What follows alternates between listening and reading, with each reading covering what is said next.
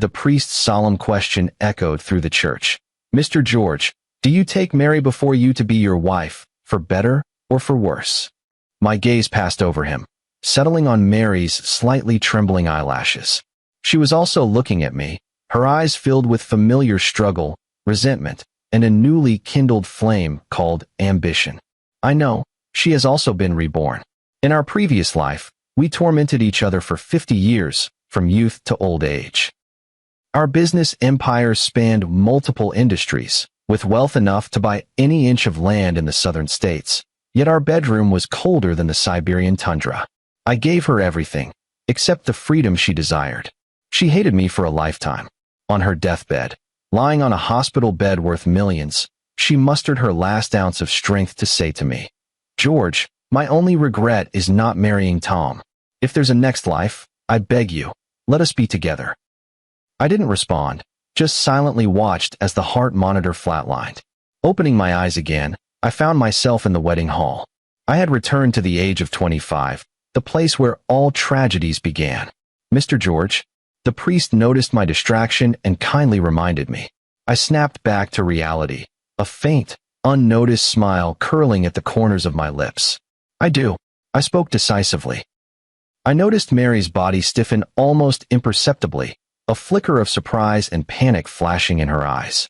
She probably thought that, given my obsessive love for her, I would once again stage that hysterical, wedding-crashing farce after being reborn.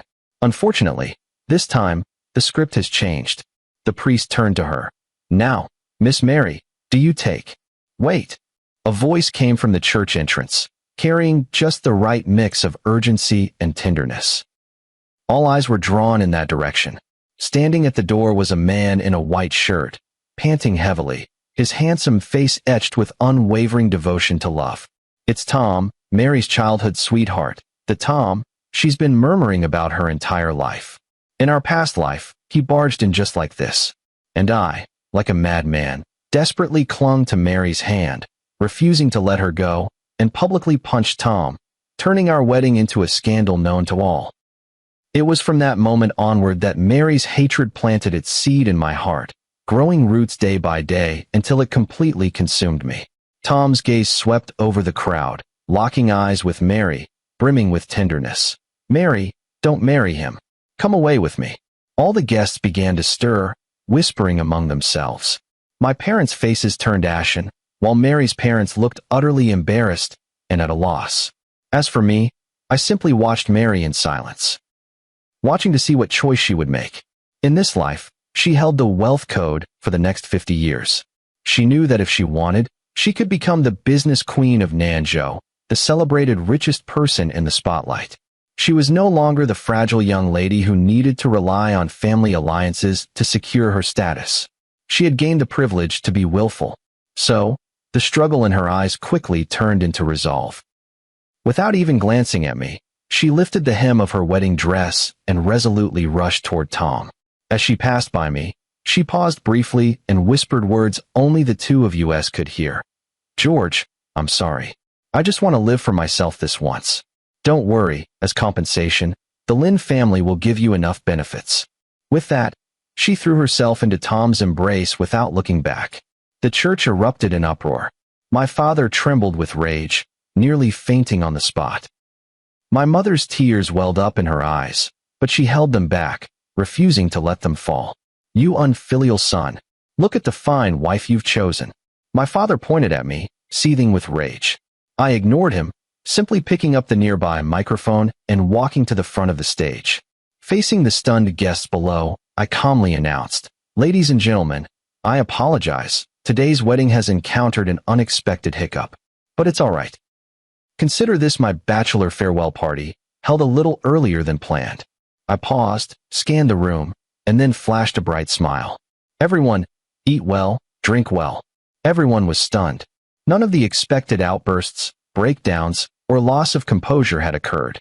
I remained as calm as an outsider. No one knew that the moment Mary ran toward Tom, the only feeling in my heart was a sense of relief, as if a weight had been lifted, and a trace of icy curiosity. Without me, the executioner, who cleared every obstacle for her behind the scenes, Could Mary truly rely on those vague memories to become the wealthiest in Nanzhou? Without the protective umbrella of my family, how much of her so-called pure love with her beloved Tom could withstand the blows of reality? I'm looking forward to it. Truly, my bachelor party was a grand affair. Holding a glass of wine, I effortlessly moved among the guests, comforting relatives and friends, chatting and laughing with business elders, as if I weren't the groom who had been abandoned today. My father's initial fury gradually turned into bewilderment. He pulled me aside and asked in a hushed voice, "George, are you okay?" I swirled the red wine in my glass and smiled. "Dad, what could possibly be wrong? Just a woman who didn't love me. It's good she left. Saves us the trouble of divorce later." My father stared at me blankly, as if seeing his son for the first time. Yes, in my past life, I loved Mary to the core, humbling myself to the dust. To marry her, I didn't hesitate to clash with my family, even resorting to some dishonorable means, forcing the Lin family to reluctantly agree. Everyone thought I couldn't live without Mary, including Mary herself. As I was lost in thought, my phone rang. It was a text from Mary, filled with the same condescending charity as her personality. "George, that land in the eastern part of the city will become a university town in the future. The government will announce it in 2 months. If you acquire it now, you can make at least 10 times the profit. Consider this my compensation to you. We're even." Reading the text, I laughed. She's still the same as before, arrogantly thinking she controls everything. She thought that the future information she revealed would make me eternally grateful, causing me to steer clear of her and Tom from then on. Little did she know, I had also been reborn. The university town in the eastern part of the city was indeed the biggest development opportunity in Nanzhou for the next decade. In my previous life, this was also where I made my first fortune, the cornerstone of the business empire Mary and I built. She remembered the outcome, but forgot just how perilous the journey had been. She forgot how many hungry wolves were eyeing this piece of fat meat back then. She forgot how I strategized and defeated all competitors to finally acquire it. She even forgot that to raise enough money for the land purchase, I mortgaged nearly all of the White family's assets and signed a staggering, astronomical bet agreement. It was a gamble in the truest sense. Win and soar to new heights. Lose and face utter ruin. Now she casually tosses this opportunity to me. Does she want to see me repeat history and take that colossal risk? Or is it that she and Tom also have their eyes on this land and just want me to be the cannon fodder to test the waters? Interesting. I didn't reply to her and directly deleted the message. 2 days later, the elders of the Lin and White families sat down together to discuss the follow-up matters regarding the termination of the engagement. Mary's father, Mr. Lin, had a dark expression throughout, looking as if he had wronged our family. He kept apologizing and promised to provide sufficient commercial compensation to the White family. As for my father, after 2 days to process everything, he had also calmed down. Both families were prominent in Nanzhou, and pushing things too far would benefit no one. In law, what's done is done. No use saying more. My father sighed. Our White family isn't unreasonable. But George has suffered such humiliation. There must be some resolution. Mr. Lin quickly nodded. Of course, of course. For the resort project in the west of the city, our Lin family is willing to give up 10% of the shares and transfer them to George free of charge. 10% of the shares, worth nearly 9 figures. It must be said that the Lin family has indeed gone all out to keep the peace. I tapped the table, and when everyone looked over, I smiled and said, "Uncle Lin, I don't want the resort project anymore." Mr. Lin was stunned. Then, "George, what do you want?" I leaned forward slightly, looking straight at him, and said word by word, "I don't want anything. I just want you, Uncle Lin, to publicly announce one thing in your capacity as chairman of Lin Group." "What is it?" "Announce that Mary voluntarily relinquishes all shares and inheritance rights of the Lin Group, severing all business ties with the Lin family from this moment onward." As the words fell, the entire room was stunned. Mr. Lin slammed the table and stood up, furious. "George, don't go too far." Even my father frowned. "George, stop this nonsense." Kicking Mary out of the house was more painful for her than killing her. Yet I remained unmoved and said calmly, "Uncle Lin, don't get worked up. This isn't revenge. I'm doing her a favor. I took out my phone, opened the text message I had recovered, and pushed it in front of Mr. Lin. My daughter said she wants to live for herself once. Since she's pursuing pure love, she shouldn't be bound by the family's business interests, right? She and Tom are a match made in heaven. I believe even without the Lin family's background, they can start from scratch and create their own glory. As elders, you should support them and give them this chance to prove themselves. My words sounded lofty and impeccably reasoned. Mr. Lin looked at that text message, his face turning from red to pale, then from pale to livid. He knew that if he didn't agree, I would make Mary's trade secret text message public. By then, the Lin family would not only become the laughingstock of the entire southern state, but would also face investigations from regulators for suspected insider trading. The consequences would be far more severe than losing a resort project. He stared at me intently, his eyes filled with disbelief. He couldn't understand how the young man who had once been madly in love with his daughter could suddenly become so calm, rational, and even ruthless. Finally, he slumped back into his chair, closed his eyes, and painfully uttered 2 words, "I agree." I laughed. "Mary, didn't you want to become the richest person? Then I'll cut off your wings first. I'd like to see how a disgraced heiress expelled from a wealthy family and a penniless boy with nothing but love could possibly leverage that billion-dollar piece of land." The day the Lin family issued their announcement, the entire upper class of Nanzhou was in an uproar. Lin Group heiress Mary gives up billion-dollar fortune for love, elopes with lover. This headline, brimming with romance and tragedy, quickly became the talk of the town. Some admire Mary's courage, while others mock her foolishness. As the other protagonist in this incident, I, the abandoned one, actually garnered considerable sympathy and praise. That white family boy has backbone. Indeed, if it were me, I'd have taken the money and left long ago. But he refused everything and tore the Lin family's facade to shreds. Mary called me soon. As soon as the call connected, it was her hysterical questioning. "George, what exactly do you want to do? Why are you treating me like this?" I held the phone a little farther away, waiting for her to finish shouting before leisurely speaking. "Didn't you say it yourself? To live for yourself once. I'm just granting your wish." "You." She was so angry she couldn't speak. "Don't thank me yet." I chuckled lightly. "Oh, and I forgot to mention, I'm not interested in that plot of land in the east of the city. If you want it, go fight for it yourselves. Best of luck." With that, I hung up the phone. I could easily imagine the look of shock and fury on Mary's face on the other end of the line. She thought she had everything under control, but she never expected that I wouldn't follow her script at all. She wanted me to be cannon fodder, to fight tooth and nail against those financial giants, so she and Tom could reap the rewards. But I just won't. Not only did I refuse to play her game, but I also removed her only backup. Now, she's like someone who remembers the winning lottery numbers, but doesn't have the money to buy a ticket. That heart-wrenching feeling must be truly unbearable. Meanwhile, I turned my gaze elsewhere, toward a field that seemed utterly insignificant, even somewhat absurd at the time. The internet. In that era, personal computers were not yet widespread, and most people were still using dial-up connections with speeds as slow as a turtle. The so-called internet entrepreneurship is, in the eyes of many, no different from being a scammer. But I know that a storm capable of overturning the world is quietly brewing. In our previous life, although we started with real estate, what truly propelled our empire to its peak was our strategic moves in the internet sector. Social media, e-commerce, gaming. We hit nearly every major trend. And behind all this, the true mastermind and operator has always been me. Mary, she was merely the glamorous symbol standing in the spotlight. This time, I no longer need any symbols.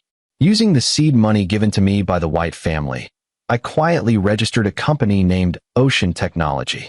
Then, I found someone, a genius programmer named Mike, who had died depressed in his previous life due to unrecognized talent. When I tracked him down in a shabby urban village in Nanzhou based on my memories, he was being scolded by his landlord for unpaid rent. I helped him out of the situation, then handed him a project proposal I had written myself. Social media app? Mike adjusted his black-framed glasses, his gaze shifting from confusion to astonishment, and finally to fervor as he looked at the proposal. "Did you write this?" His voice trembled with excitement. "This idea, it's pure genius." I smiled. "Interested in joining me to turn it into reality?" Without a moment's hesitation, Mike nodded vigorously. Just like that, while Mary and Tom were scrambling around trying to raise funds for the land in the east of the city, my ocean technology had quietly set sail.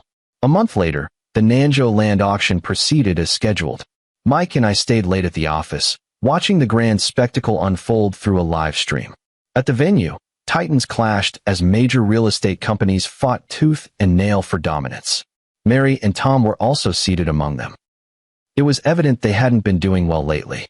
Mary's face bore signs of exhaustion, yet her eyes held an unusually determined glint. To raise funds, she must have sold all her luxury possessions, and even humbled herself to borrow money from others. When had the proud young lady of the Lin family ever endured such indignity before? When prices soared to a fever pitch, several small companies had no choice but to withdraw. Tom's face grew increasingly pale. He tried several times to stop Mary, as if urging her to give up. But Mary kept her eyes fixed on the auctioneer, raising her bid without hesitation every time. She was gambling. If she won the bet, she could prove to everyone that she could still succeed without me and the Lin family. Finally, when the auctioneer's hammer fell, Mary successfully secured the land at a sky-high price far exceeding market expectations. The entire room erupted in applause. A triumphant smile finally appeared on Mary's face. She clung tightly to Tom, tears streaming down her cheeks in excitement. Tom also forced a smile, though it looked somewhat strained no matter how you viewed it. I knew that for this victory, they must have paid a heavy price, perhaps even signed a more stringent betting agreement than the one in my previous life.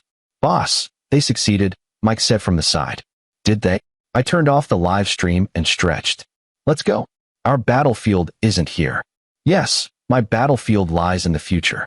As for Mary, she may have won a battle, but she could very well lose the entire war. Former wealthy heiress Mary makes a desperate gamble, investing billions to secure the prime Eastern District land. The next day, Mary once again dominated the front pages of major media outlets in Nanjo. This time, the tide of public opinion completely shifted. Those who mocked her foolishness fell silent, replaced by astonishment and praise. She became a model of inspiration, the epitome of an independent woman. Countless calls flooded my phone. From friends, from business partners. Between the lines, the message was clear. "George, you've lost big. Letting go of a future female billionaire. Do you regret it?" I just smiled and didn't respond. Regret? No. Those two words have never existed in my dictionary. The next 2 months were calm and uneventful. Mary and Tom's company, Mary and Tom Properties, was officially established.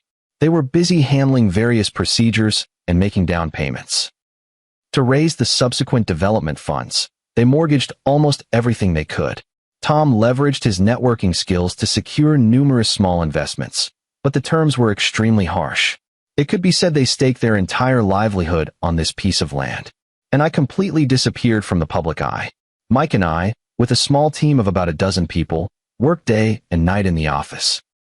2 months later, on the very day the Nanjo municipal government officially announced the University Town construction plan, Ocean Technology's first product, the instant messaging software Ocean Trace, was officially launched.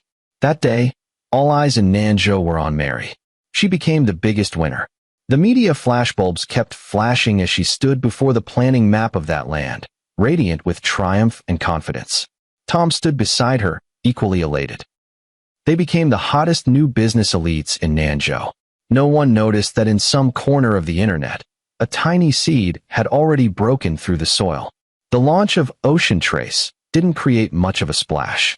But under my precise promotion, primarily on university BBS forums and computer enthusiast communities, it quickly gathered its first core users thanks to its clean interface, stable performance, and a few innovative features, like its then unique sticker packs and offline messaging. Then, word of mouth spread from 10 to 100, and the user base began growing at an exponential rate. Everything was proceeding silently and unnoticed. Mary and Tom remained completely unaware of it. They were immersed in the joy of victory, busy receiving waves of congratulators and investors. Their company's valuation skyrocketed overnight, with countless investors waving checks, eager to get a piece of the pie. Mary has finally returned to the familiar world of fame and fortune she knows so well, shining even brighter than before. One evening, I received an unexpected phone call. It was from Tom. His tone carried a hint of boastfulness, mixed with a condescending sort of kindness. "George, I heard you're starting some internet company recently. Word gets around." I responded flatly, "Yeah, we're all in the same circle.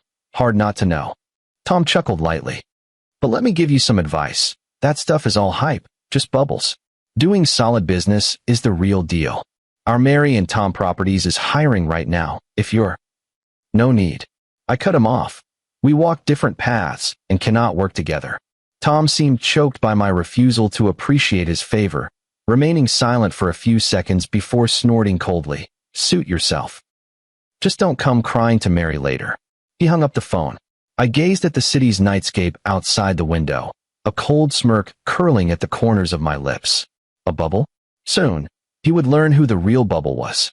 Another month passed, and Ocean Trace surpassed 1 million users. This figure, insignificant in hindsight, was already a miracle astonishing enough to shock all internet professionals at that time. I started getting involved in venture capital.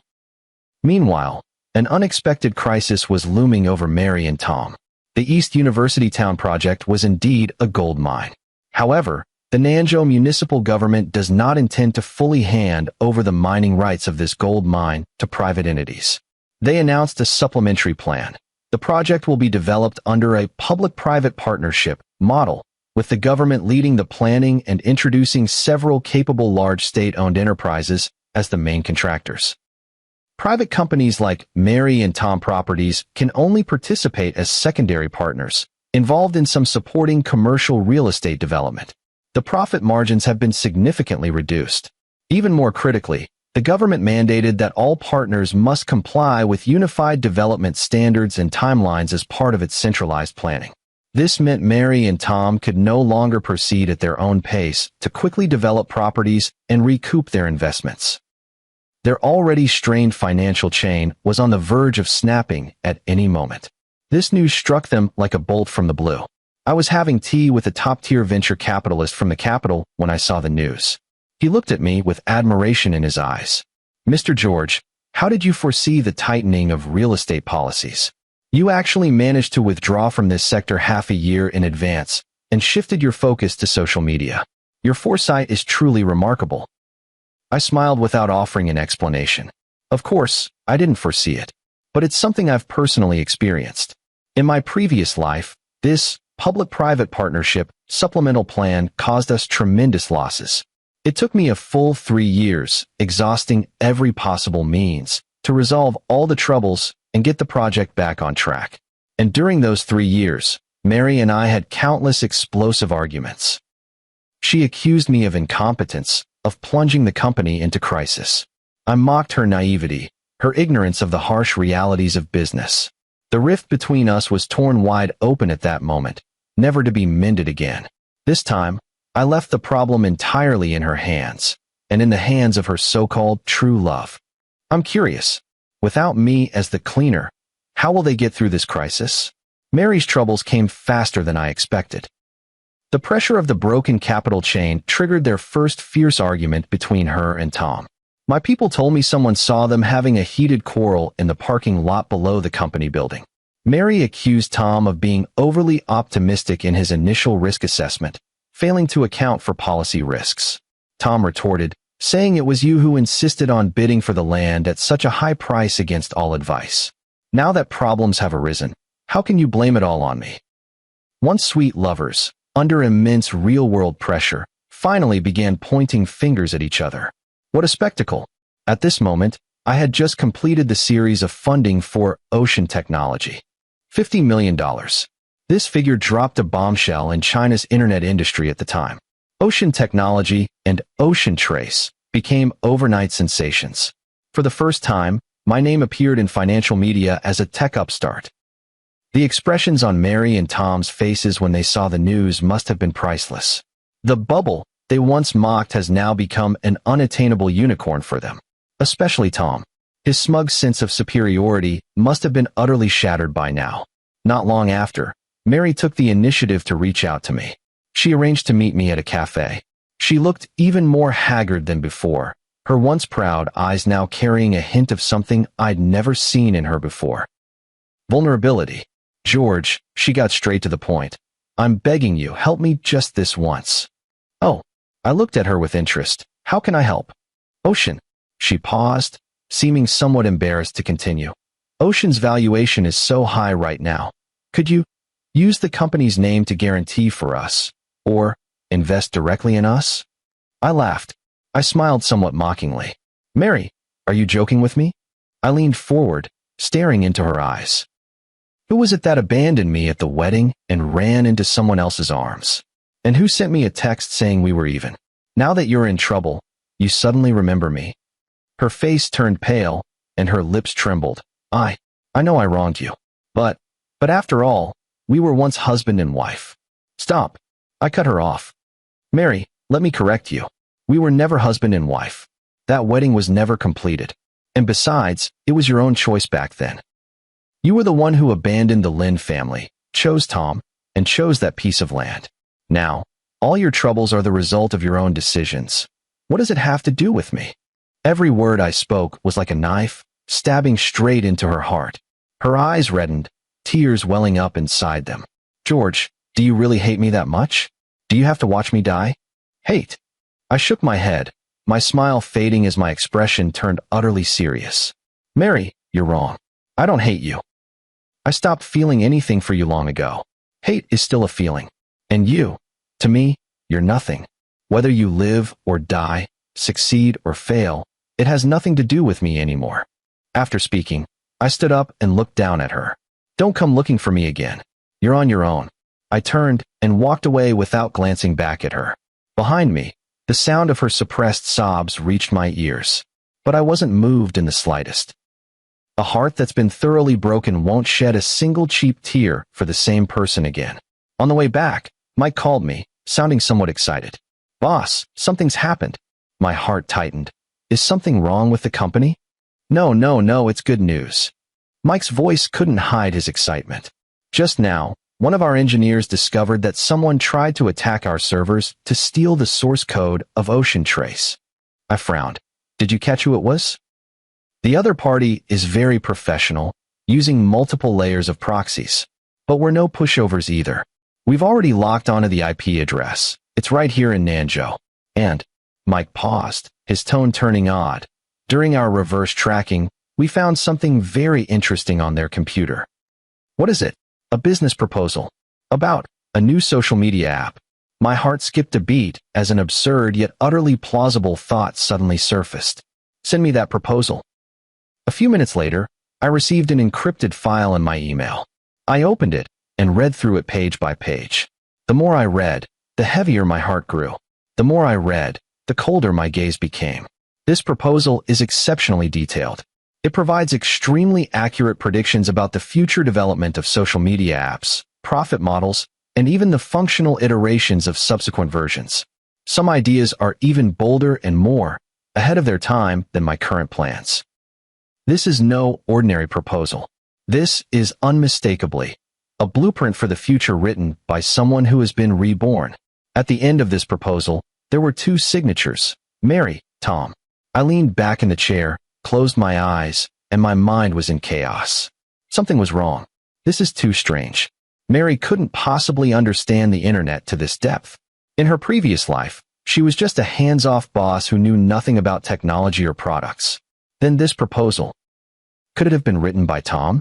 A huge mystery began to rise in my heart. This Tom is far more than just Mary's childhood sweetheart. There must be secrets about him that I don't know. I suddenly opened my eyes, and a bold guess made my blood almost freeze. What if Tom is also reborn? Once this thought emerged, it spread wildly in my mind like vines. Many things I couldn't understand before suddenly had a reasonable explanation. Why did he appear at the wedding so coincidentally? Why could he so easily win Mary's heart? Why did he stay by her side, even after Mary gave up her family fortune, daring to gamble on that piece of land with her? If he was also reborn, then it's no surprise he knew the land in the east of the city would appreciate in value. He and Mary, they are the union of two reborn individuals. They all hold the script of the future in their hands. No wonder they act with such audacity. I immediately instructed Mike to use all technical means available to dig deep into all the information behind that IP address. I want to know everything about Tom, from birth to the present. As for me, I began to re-examine the future blueprint obtained from his computer. If Tom is also a reincarnator, then this blueprint is the trajectory of internet development from his previous life's memory. But after careful study, I discovered a problem. This blueprint, though grand, contains many detailed fallacies. It's like a movie review written by someone who only read the plot summary, aware of the general storyline but clueless about its brilliant twists and character motivations. For instance, he predicted the rise of e-commerce, but overlooked the critical importance of logistics infrastructure. He envisioned the glory of a gaming empire, but had no grasp of innovating and iterating core gameplay mechanics. This suggests that in his previous life, he was likely just an observer in the industry, or a peripheral figure. He saw the outcome, but didn't understand the process. Just like Mary, two half-baked future knowers ended up together. They thought that by joining forces, they would be invincible. Little did they know, the glorious future they remembered was a bloody path the one they abandoned, had to carve out step by step, stumbling through countless pitfalls. What they saw was the view from the mountaintop, but they didn't realize the path to the summit had long been altered by me. A deeper suspicion surfaced in my heart. In my previous life, after achieving fame and success, I had also investigated Tom. He was just an ordinary person. After graduating from college, he worked a mediocre job at a small company, later married and had children, living an utterly unremarkable life. He and Mary had no further interaction after that failed attempt to steal the wedding. Then, how did he get reborn? How did she come to possess this future memory? There's something eerie about this whole situation. Just as I was racking my brains trying to figure it out, Mike made a breakthrough on his end. "Boss, we've got something." Mike's voice carried a mix of exhaustion and excitement. By tracing Tom's social network, we found his old college computer forum account. In a heavily encrypted private post, we discovered his conversation records with another person. Another person? Yes, someone with the ID Prophet. Starting 3 years ago, this Prophet has been feeding him all sorts of information about the future, from technological trends to financial market fluctuations, even, including our plans for the East University town in Nanzhou City. My heart skipped a beat. Prophet. I clicked open the screenshot of the conversation Mike sent me. That exchange sent chills down my spine. The Prophet. Remember, Tom, your life shouldn't be this mediocre. You were meant to have Mary and everything behind her. Tom. But the White family's influence is too strong. I can't fight them. The Prophet. Fight? Why use brute force? I'll give you a key to the future. All you need to do is replace him, become the one by Mary's side. Use her love for you. Use her hatred for George. Everything they've created will be yours to inherit. Pro. The conversation record ends abruptly here. The remaining content appears to have been completely deleted, but I've already seen through it. This is a shocking conspiracy. Tom, he's not a reincarnator. He's just a carefully selected and groomed pawn. There was a mysterious figure lurking in the shadows who, 3 years ago, began feeding him those so-called future insights, with the sole purpose of having him replace me and steal the business empire Mary and I built in our previous life. Who is this Prophet? Why would he do this? He seems to harbor an immense hatred toward me. My mind raced through all my business rivals from my previous life, yet I couldn't find a single one that matched the image of this Prophet. This person is meticulous, far-sighted in their schemes, and hidden so deeply. He is like a venomous snake lurking in the darkness, ready to strike me down at any moment. I had always thought my only opponents were Mary and Tom. It seems I was wrong. The real enemy is still lurking deeper in the shadows. As for Mary and Tom, they're merely pitiful and laughable puppets pushed onto the stage. I took a deep breath, forcing myself to stay calm. Fear solves nothing. Since the enemy has made their move, I'll play along to the end. I'm determined to find out who this so-called prophet really is. This astonishing discovery completely changed my strategy. If before, I just wanted to see Mary and Tom make fools of themselves, now my goal is to lure out the venomous snake hiding behind the scenes. I had Mike continue monitoring all movements of Tom and that prophet, while I made a decision that left everyone stunned. I proactively reached out to Mary. I told her that Ocean Technology was willing to inject $500 million into Mary and Tom properties through debt investment to help them overcome their difficulties. The condition is to use 30% of the shares in Mary and Tom properties as collateral. This news delighted Mary and Tom beyond measure. They probably thought I couldn't bear to see Mary suffer and had ultimately softened my stance. Only I know, I'm not doing charity. I was laying the bait. This bait wasn't just for Mary and Tom, but especially for that prophet. The injection of $500 million temporarily alleviated the urgent crisis at Mary and Tom properties. Mary and Tom's relationship also seemed to be back on track. They even treated me to a meal as a gesture of gratitude. At the table, Mary's gaze toward me was complex, filled with gratitude, guilt, and a hint of something barely noticeable, triumph. She probably thought I still couldn't forget her, that I had ultimately lost to her. As for Tom, he reverted to his refined demeanor, frequently toasting me, his words brimming with admiration for me. But deep in his eyes, I caught a fleeting glimpse of contempt and greed. He must be thinking, what a fool I am, once again dancing to their tune. I pretended to know nothing and played along with them. After dinner, Tom went to settle the bill, leaving only Mary and me in the private room. She remained silent for a long time before suddenly speaking up. "George, thank you." "No need," I said indifferently. "In business, there are no permanent enemies, only permanent interests. I invested in you because I believe this project can make money." Mary bit her lip. "Regardless, you helped me. In the future, once the company gets back on track, I'll repay you every penny with interest." I looked at her and suddenly asked a question. "Mary, do you know Tom well?" She froze, not understanding why I asked that. "We grew up together. Of course I know him." "Is that so?" I smiled. "Then did you know he's not as simple as he appears on the surface?" Mary frowned, her eyes filled with wariness and displeasure. "What do you mean?" "George, I'm grateful for your help. But if you're trying to drive a wedge between me and Tom, then you're just despicable." Watching her defend Tom like this, I couldn't help but feel pity in my heart. This woman, sold out by someone, is still counting the money for them. I didn't say anything more. Some truths need to be discovered by herself to be more painful and unforgettable.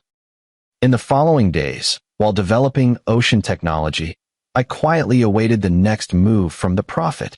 The user base of Ocean Trace soared rapidly, soon surpassing the 10 million mark and becoming the undisputed social media leader in the country. We took advantage of the momentum to launch several web games, and thanks to the massive user base, the revenue was astonishingly high. Ocean Technology has become an internet giant that no one can ignore.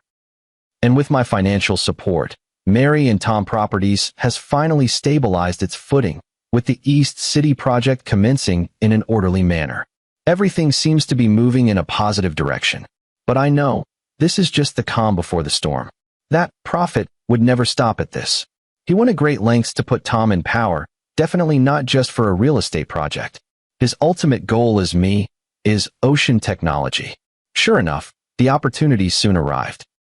At my direction, Ocean Technology announced the imminent launch of research and development for the next-generation social platform, Oasis Project. This project integrates various functionalities such as social networking, e-commerce, short videos, and live streaming, making it an advanced, industry-disrupting ecosystem-level platform. This proposal was deliberately leaked by me. Moreover, I intentionally left behind several fatal, yet extremely difficult to detect, technical vulnerabilities in it. Just like fishing, the bait has already been cast. It's just a matter of when that fish takes the hook. As expected, Tom made his move quickly. Mike monitored that he began frantically researching our Oasis project, attempting to use the future knowledge he obtained from the prophet to crack the technical challenges we had left behind. At the same time, he started persuading Mary to agree to transform Mary and Tom Properties and enter the internet sector as well. Mary, trust me, the golden age of real estate will soon be over. The future belongs to the internet. George's ocean may be strong now, but he's too reckless. His Oasis project has a fatal flaw. If we seize the opportunity, we can overtake him in one decisive move. Tom's words were highly inflammatory. Having witnessed the meteoric rise of ocean technology firsthand, Mary had long been coveting a slice of the internet industry's lucrative pie. She agreed to Tom's proposal almost without hesitation. They founded a new tech company named New Era, began aggressively recruiting talent, and announced plans to build a platform even greater than Oasis. To raise funds, they even went so far as to mortgage the majority of their shares in Mary and Tom properties at an extremely low price. They staked all their chips on this high-stakes gamble. I watched them step by step walk into the trap I had meticulously designed for them, feeling no ripple of emotion in my heart. I just wanted to know who that prophet really was. In the blink of an eye, half a year had passed. Ocean Technologies' Oasis platform and New Era's platform almost simultaneously announced their entry into the beta testing phase. The entire tech and capital sectors had their eyes fixed on this showdown between the old and new titans. Everyone believed this would be a closely matched battle. Many people are even more optimistic about New Era, because Tom, or rather the prophet behind him, accurately pointed out several issues with the early version of our Oasis project and proposed seemingly superior solutions. For a time, the valuation of New Era skyrocketed, attracting a flood of speculative capital. Mary and Tom once again became the darlings of the media. They frequently gave interviews, enthusiastically discussing their grand visions, their words dripping with disdain for ocean. The era of ocean has passed, Tom declared spiritedly during one interview. Innovation is the only rule in this industry, and we represent the future. When I saw that interview, I just smiled. Yes, innovation is the only rule. Unfortunately, your so-called innovation is nothing more than a clumsy imitation of my mistakes. After the beta testing began, both products were simultaneously made available to a small group of core users. In the initial reviews, New Era even held a slight advantage. They perfectly fixed all the flaws I left behind, making their product appear more stable and more polished. Tom's confidence swelled to its peak. He began secretly contacting some of Ocean's core technical personnel, attempting to poach them. Simultaneously, he instructed his hired trolls to smear Oasis extensively on major forums and social media platforms, spreading all sorts of rumors. Their offensive came in wave after wave, and I remained completely still, like an experienced old hunter, quietly waiting for the prey to let its guard down completely. Finally, on the eve of the public beta, the moment to close the net arrived. Mike called, his voice more solemn than ever before. "Boss, they've made their move. Coming." I stood up and walked to the massive floor-to-ceiling window. Outside was the dazzling night view of Nanzhou. But soon, a storm would sweep through this city. They exploited the backdoor program with the highest permissions that we intentionally left, Mike reported quickly. They plan to completely paralyze our servers during tomorrow's public test while stealing all our user data. Has the prophet made any moves? I asked. Yes. Just 1 minute before the attack on our servers, Tom had a very brief encrypted call with the prophet. Mike's voice was excited. We successfully intercepted and decrypted it. What was the content? Just 2 words. Mike paused, then enunciated each word clearly. Take action. Good. A cold smirk curled at the corner of my lips. Mike, initiate scavenger plan. Make that snake crawl out of its hole. The next day, both Ocean Oasis and New Era simultaneously announced their official public beta launch. Tens of millions of users flooded onto the internet. Then, everyone witnessed an unbelievable scene. The highly anticipated New Era platform crashed within less than 10 minutes of going live. The server crashed, causing all user data to become corrupted, and the entire platform turned into a mess of garbled code. Then, something even more terrifying happened. All accounts belonging to institutions and individuals who had invested in New Era began to suffer mysterious attacks, with large sums of money being rapidly transferred out. A meticulously planned financial massacre targeting all stakeholders of New Era had begun. In contrast, Ocean Oasis quickly returned to normal after a brief hiccup. Moreover, an official announcement from Ocean was pinned to the homepage of all users. The announcement was brief, but it included a lengthy evidence document spanning dozens of pages. To all friends concerned about Ocean. Last night, our company was subjected to a premeditated and organized malicious cyber attack and commercial espionage by New Era Corporation. All evidence is disclosed below, and we have already filed a report with the public security authorities. The chain of evidence is crystal clear. From the IP address Tom used to attack our servers, to the transaction records of him hiring trolls to smear us, and even his phone call recording with that mysterious prophet.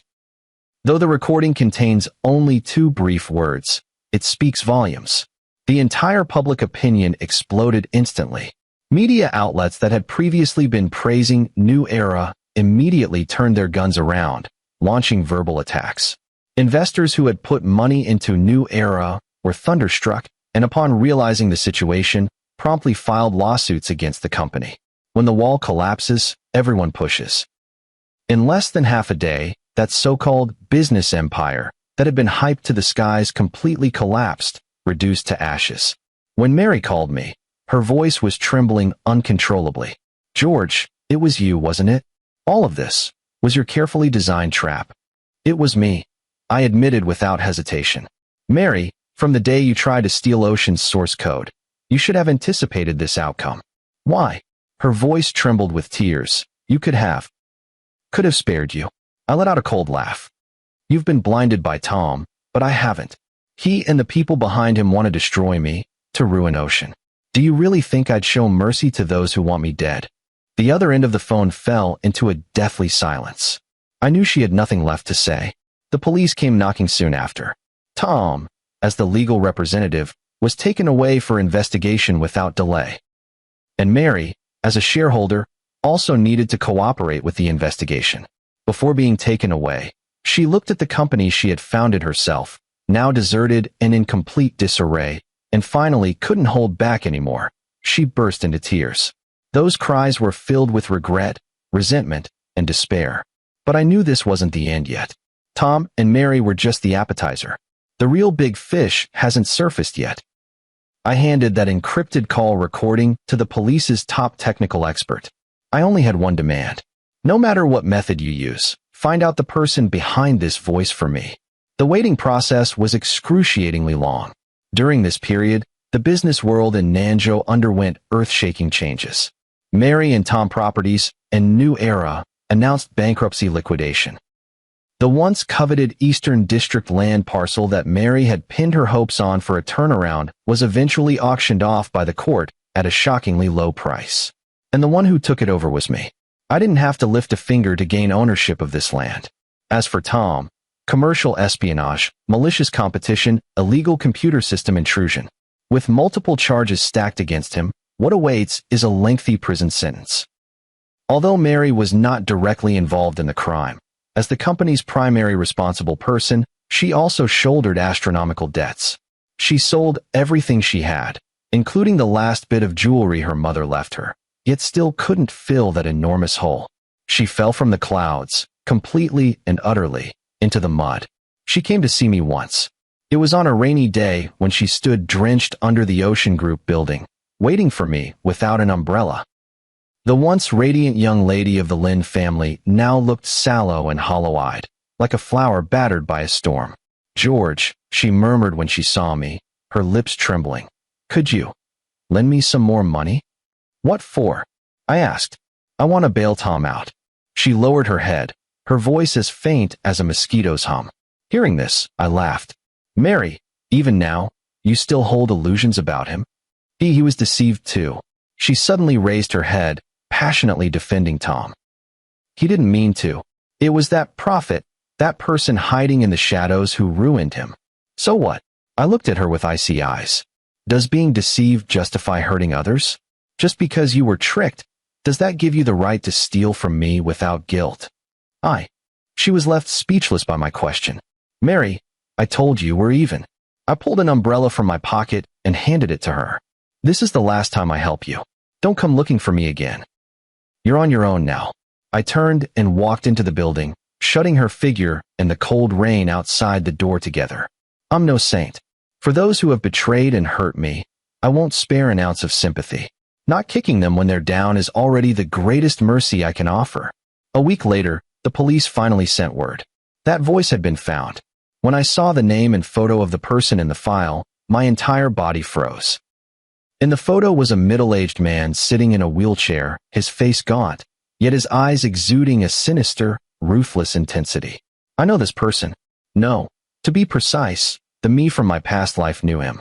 His name is Frank. He was an opponent I once defeated in the business world. But that was just normal business competition. I won fair and square, and didn't go out of my way to crush him completely. Later, I heard his company went bankrupt, and he himself was left paralyzed from the waist down after an unexpected car accident, vanishing without a trace ever since. I never would have imagined that he would be the one who harbored such deep hatred for me. The prophet. Wait, a car accident? A detail suddenly flashed through my mind. In the previous life, the timing of Frank's car accident was highly suspicious. It happened shortly after his company was acquired by me. At the time, everyone believed he couldn't handle the bankruptcy and drove under the influence. But I knew better. That car accident was no accident at all. It was deliberate, a hired killing, and the mastermind behind it was none other. It was my wife from my previous life, Mary. When I saw that name, I felt like all the blood in my body froze. Back then, Frank's company had obtained some damaging dirt on me while competing for a crucial project. He had originally intended to use it as leverage. But Mary, upon learning of this matter, chose to protect me and ensure our business empire remained flawless. She opted for the most extreme, yet most effective method. She found a desperado to orchestrate an accidental car crash, intending to make Frank, along with those secrets, disappear forever. What she didn't anticipate was Frank's resilience. He survived, though left permanently disabled. The hit-and-run driver took a large sum of money from her and vanished without a trace, disappearing into thin air. As for Frank, after that car accident, he lost both his legs and everything else. His hatred for me must have seeped deep into his bones. He believed I was the one who orchestrated that car crash. So when he was also reborn, he bided his time, expended untold effort to find Tom, the perfect pawn, and exploited Mary's hatred for me to orchestrate this earth-shattering revenge spanning 2 lifetimes. How ironic. How absurd. He exhausted every scheme to take revenge on me, the so-called murderer. Little did he know, the person he should truly hate was the pawn he had chosen, Mary's beloved ex, Tom. No, it was the woman deeply loved by the pawn he had chosen. In the past life, she went to such extremes for me, even against Frank. In this life, she and Tom are merely retracing the path I walked in my previous life. So, she wasn't truly pure. She was just drawn to power. She clung to the strong and would stop at nothing to eliminate all obstacles for the powerful figure she chose. In the previous life, that powerful figure was me. In this life, she thought it was Tom. I leaned back in my chair, feeling nothing but nausea. Turns out, the woman I loved my entire life was a complete devil. What I thought was love was nothing more than her carefully woven lies and manipulation. My 50 years of deep affection, my 50 years of pain and entanglement, have all turned into a joke at this moment. A colossal joke. I laughed, laughing and laughing, yet tears streamed down. Those were the last tears shed for the foolish self of the past life. The final confrontation took place in Frank's private sanatorium. I didn't bring anyone with me. Alone, I pushed open his door. He was sitting in a wheelchair, his back to me, reading by the window. Hearing the sound, he slowly turned around. Seeing it was me, he wasn't surprised, just smiled faintly. "You came. Sooner than I expected." "Yes, I'm here." I walked over and sat down across from him. "You hated the wrong person and trusted the wrong one. Mary, the pure and innocent victim in your eyes, is actually the real culprit who pushed you into hell." Frank suddenly raised his head, his eyes bloodshot, staring at me intently. In that gaze, there was shock, anger, resentment, and above all, the madness of a shattered faith. "No, You're lying to me, he roared. You know it in your heart. I stood up. In the previous life, I found the driver responsible for the car accident. He's told me everything. Frank, your game is over. I turned and walked toward the door. Behind me, Frank let out a heart-wrenching roar, a mix of sobs and laughter. Mary, you bitch. I'll haunt you even as a ghost. Stepping out of the sanatorium, the sunlight was a bit harsh. I looked up at the sky and exhaled a long, heavy breath. The grudges entangled over 2 lifetimes finally came to an end at this moment. Frank was sentenced to life imprisonment for multiple crimes, including hiring assassins for revenge and financial fraud. The rest of his life would be spent in a wheelchair and behind bars. And Mary, upon learning the truth, completely broke down. The charge of hiring a killer, combined with massive financial debts, left her life with no possibility of recovery. I heard she lost her mind in prison. Sometimes lucid, sometimes insane. When she was sober, she would write letters to me endlessly, begging for my forgiveness. When she was mad, she would clutch her head, crouch in a corner, and keep calling out 2 names. One was Tom. One was George. The 2 men she had both loved and hated ultimately became inescapable nightmares in her life. As for me, I became the new wealthiest person in Nanzhou. The market value of Ocean Group surpassed everyone's wildest expectations. Many people are curious about my love life. Countless socialites and ladies aspire to occupy the position by my side. But I've rejected them all. Sometimes, in the dead of night, I stand alone on the rooftop of Ocean Tower, gazing down at this city I've conquered beneath my feet. I will think of Mary. I will think of our entangled 2 lifetimes. But in my heart, there is no longer love, nor hatred. Only a hollow calm remains. In this rebirth, I've let go of my obsessions, let go of her. I've won the whole world. But in this world, there's no longer anyone who could make me throw caution to the wind, to love, or to hate. Perhaps, for me, this is the best ending.